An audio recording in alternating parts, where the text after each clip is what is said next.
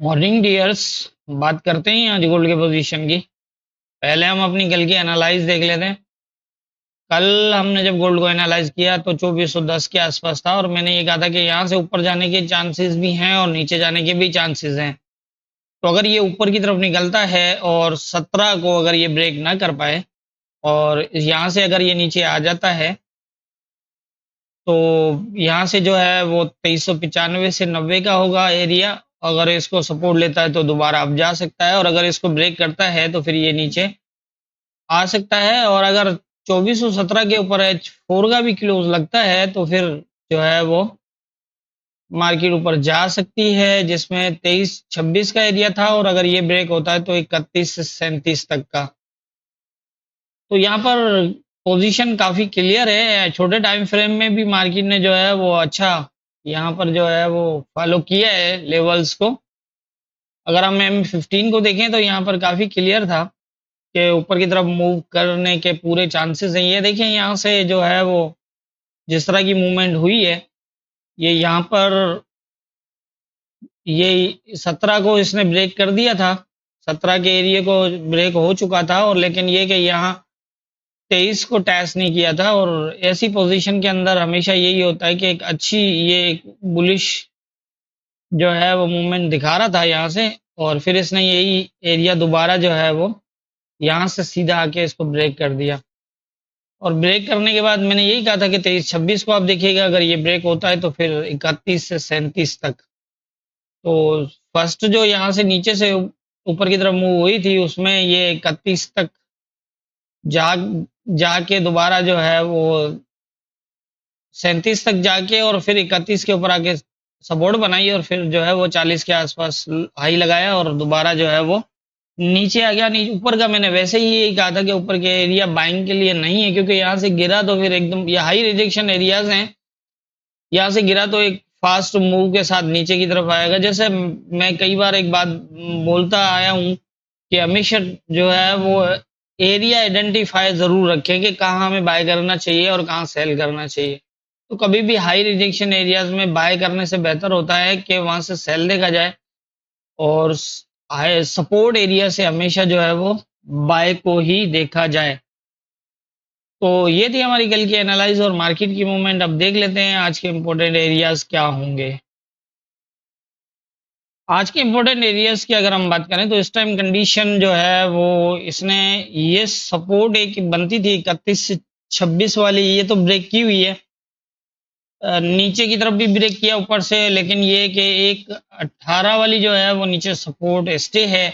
यहाँ पर जो रेजिस्टेंस एरिया था आप कल का वाला जो है वो 31 से 34 वाला, वो भी 31 तक ये दोबारा टैच कर चुका है। तो अभी यहाँ पर कुछ मिली जुली कंडीशन ही नजर आ रही है। मिली जुली का मतलब ये है कि या तो ये यहाँ से फिर दोबारा जो है वो अप जाए और अप तो हो सकता है अगर ये 31 ब्रेक ना करे तो फिर आ जाएगा यहाँ तक और यहाँ से फिर जो है वो ये एरिया डिसाइड करेगा कि मार्केट क्या कर सकती है। अगर इसको स्टे करता है तो ये दोबारा जो है वो अप जा सकता है और अप फिर दोबारा वही 37 से 40 का एरिया। और अगर ये ब्रेक होता है और इसके ऊपर अगर मार्केट स्टे करती है H4 क्लोज देने के बाद तो फिर ऊपर की तरफ हम जो है देख सकते हैं 50 तक। लेकिन जैसा कि मैंने कल भी बताया था कि ये हाई रिजेक्शन एरियाज है। यहाँ पर यहाँ से जब मार्केट गिरती है तो इस तरह गिरती है। सो अगर नीचे से हम बाय में हैं तो फिर अपनी ट्रेलिंग एसएल के साथ तो होल्ड कर सकते हैं, लेकिन ऊपर के एरियाज में बाय करना काफी रिस्की होगा। जैसा कि यहाँ से देखिए ना कि अगर यहाँ से बाय है तो यहाँ तक होल्ड करना इजी भी है और बेनिफिट भी है, लेकिन इस एरिया में अगर यहाँ सपोर्ट दिखा रहा है तो यहाँ से यहाँ बाय करने से बेहतर है कि यहाँ से सेल करें यहाँ तक। समझ रहे हो?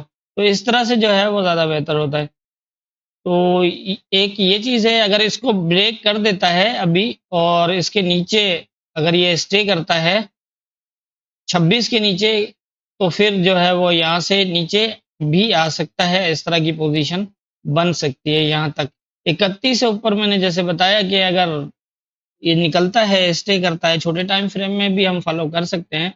M15 में भी अगर ब्रेक करता है कुछ स्टे करता है, क्योंकि ये देखो किस तरह टैच करके फिर दोबारा रिवर्स हुआ है। लेकिन हाँ ये ज़रूर है कि इसने किलोज यहाँ पर दिए हुए हैं, तो कुछ हो सकता है कि ये ऊपर भी निकल सकता है। फिलहाल कंडीशन जो है ऊपर और नीचे दोनों तरफ की है, वन साइडेड नहीं नज़र आ रहा।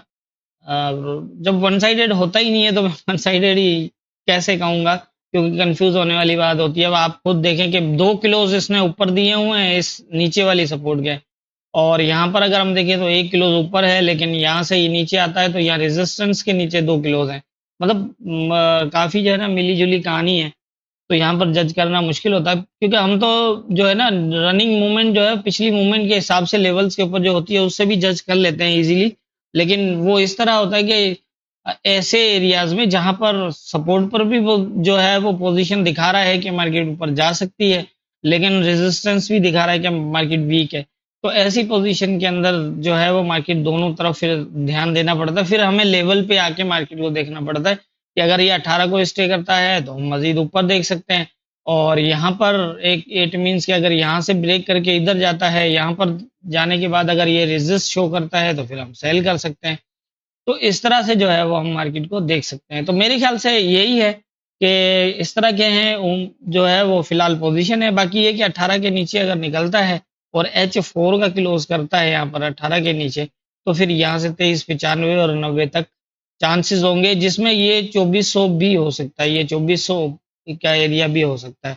यहाँ पर मैंने लेवल लगाया नहीं है, लेकिन 2400 और 2395 और 90 ये फिर नेक्स्ट सपोर्ट इसकी होगी, अगर ये 18 के नीचे H4 क्लोज करने के बाद स्टे करता है। कम से कम यहाँ पर H4 के जो है वो नीचे जो है वो स्टे होना चाहिए, क्योंकि यहाँ पर अभी भी अगर ऊपर देखें तो पोजीशन ऐसी है कि ये ऊपर जा सकता है। लेकिन अगर 18 को ब्रेक करता है, H4 क्लोज करता है, स्टे करता है, तो फिर हम इसको यहाँ से जो है वो सेल यहाँ तक देख सकते हैं। तो मेरे ख्याल से क्योंकि ये माइनर एरिया भी है, और वैसे देखे जाए तो क्योंकि बीच में जब अप और डाउन लेवल ब्रेक हो जाते हैं तो फिर उनको हम इतनी अहमियत नहीं देते, क्योंकि वो अप और डाउन ब्रेक हैं तो वो छोटे टाइम फ्रेम के अंदर ऊपर भी ब्रेक हो सकते हैं, नीचे भी ब्रेक हो सकते हैं। तो इसलिए ये एरियाज जो है वो मेजर रहेगा 37 से 40, और बाकी नीचे जो है वो सपोर्ट अभी ये एक काफी अच्छी सपोर्ट है, लेकिन ये इसको ऊपर भी ब्रेक कर चुका है, नीचे भी ब्रेक कर चुका है, फिर ऊपर जो है वो इससे पूरा जोन ब्रेक नहीं हुआ, लेकिन रेजिस्टेंस यहाँ पर रेजिस्टेंस जोन भी है, वो नीचे की तरफ ब्रेक कर रहा है यहाँ पर। तो कुछ कह नहीं सकते कि क्या पोजीशन बन सकती है। अब आप इसको देखें, या तो ये 31 से ऊपर स्टे करता है प्रॉपर, तो फिर भी यहाँ से जो है वो ऊपर इजीली जा सकता है। तो इस तरह से मूवमेंट हो सकती है। तो मेरे ख्याल से आज के इम्पोर्टेंट एरियाज जो है वो यही हैं। बाकी होना क्या है ये तो ऊपर वाला बेहतर जानता है। दुआ में याद रखिएगा।